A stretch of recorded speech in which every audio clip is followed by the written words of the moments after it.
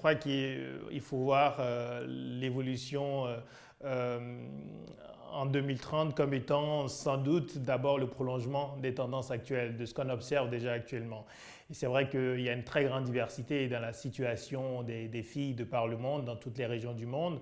Il y a sans doute des données qui sont les mêmes un peu partout, mais il y a beaucoup de diversité dans les trajectoires et dans la situation des filles, qu'il s'agisse de leur protection, le sentiment de protection des filles par rapport aux différents dangers qui peuvent les menacer, le sentiment bien sûr de leur santé et évidemment aussi la question de leur autonomie, ou en tout cas la manière dont les filles sont préparées à être autonomes lorsqu'elles seront un peu plus grandes et lorsqu'elles seront aussi des femmes.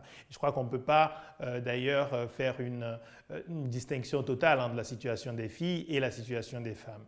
Alors en termes un peu de prospective, même si à nouveau 2030, à mon avis, ce n'est pas vraiment de la prospective, c'est assez proche finalement.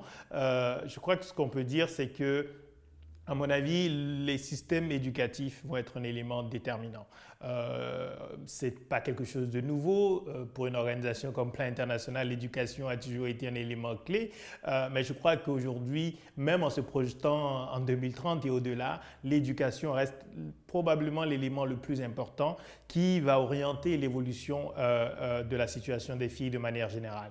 Et je crois que dans notre partie du monde, dans celle à partir de laquelle je m'exprime en Afrique de l'Ouest, très clairement, l'évolution des systèmes éducatifs et comment est-ce que ces systèmes éducatifs vont prendre en compte les besoins spécifiques des filles, je crois que ça reste un élément fondamental. Et à mon avis, lorsqu'on parle d'éducation, il faut voir cela au niveau bien sûr de l'accessibilité, le fait de continuer à accroître l'accès des filles aux écoles, au système éducatif.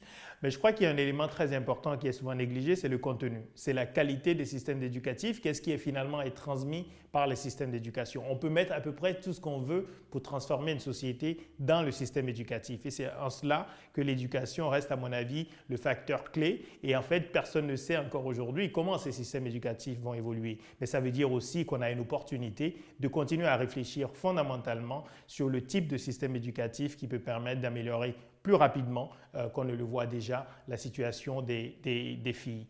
Et je dirais un dernier élément toujours dans l'aspect éducation, c'est l'éducation des garçons. Je crois que c'est un élément aussi qu'on a tendance à négliger. On pense beaucoup à l'éducation des filles. Il faut bien sûr augmenter l'accès, à nouveau revoir les contenus, passer les informations, les connaissances qu'il faut très tôt aux filles, mais il faut aussi insister sur l'éducation des garçons comme étant l'élément central pour modifier le comportement des hommes par rapport aux filles et par rapport aux femmes. Et je crois que ça doit commencer très tôt. Éduquer les garçons au respect des filles, éduquer les garçons au partage de responsabilités, au partage de tâches, par exemple ménagères, avec les filles, ce sont des éléments fondamentaux du changement sociétal qui est, à mon avis, central dans ce qui va dessiner aussi la trajectoire en matière de bien-être pour les filles.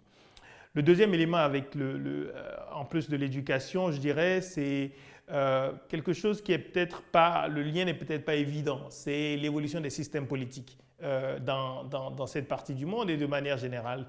Le lien que je vois, c'est le débat public. Pour moi, tout le questionnement qu'on peut avoir sur le type de démocratie qu'il faut en Afrique de l'Ouest, c'est un questionnement qui nous semble important, en particulier à Ouati. Pour moi, ça doit être une démocratie basée sur le débat public permanent sur les questions les plus importantes. Et parmi ces questions, il y a toutes les questions de société. Donc le rapport entre les hommes et les femmes, la manière dont on traite les filles, évidemment, tous les mots les plus importants que nous avons par exemple en Afrique de l'Ouest, les grossesses précoces, les mariages précoces, toutes ces questions, les repolitiser, les mettre dans le débat public, ce ne sont pas des questions qui, à mon sens, sont des questions techniques qui doivent être simplement discutées par des experts et ne sont pas des questions sur lesquelles on peut trouver, à mon avis, des réponses pérennes si cela est perçu comme étant des injonctions de la part d'acteurs, par exemple, extérieurs à la région. Ce qui est important, c'est de mettre ces questions sur la table, d'en faire de véritables débats à l'occasion des élections par exemple, mais aussi en dehors des élections. Et c'est ce lien que je vois entre l'évolution des systèmes politiques et l'évolution de la situation des filles ici en Afrique de l'Ouest, mais à nouveau partout sur le continent et partout dans le monde. En faire un débat public extrêmement important pour l'avenir, puisque de toute façon, il y aura tout le temps des menaces, il y aura tout le temps des opportunités. Ce qui est important, c'est d'avoir un dispositif institutionnel qui permet à toutes les sociétés de pouvoir discuter des problèmes et de rechercher ensemble des solutions chaque fois qu'on est confronté à de nouveaux défis. Et un tout dernier élément, je dirais, ce sont les technologies. On ne sait pas comment vont évoluer les emplois du futur. Beaucoup de gens disent on ne sait pas quels seront les emplois du futur. Je crois que c'est en partie vrai. Je crois qu'en Afrique, on a encore énormément de besoins fondamentaux à combler et que les emplois du futur, enfin il y a un certain nombre qui seront aussi des emplois d'aujourd'hui qu'on connaît déjà. Mais je crois que les technologies, clairement, ont un impact très important sur tous les secteurs de l'économie et vont avoir un impact important sur les emplois également.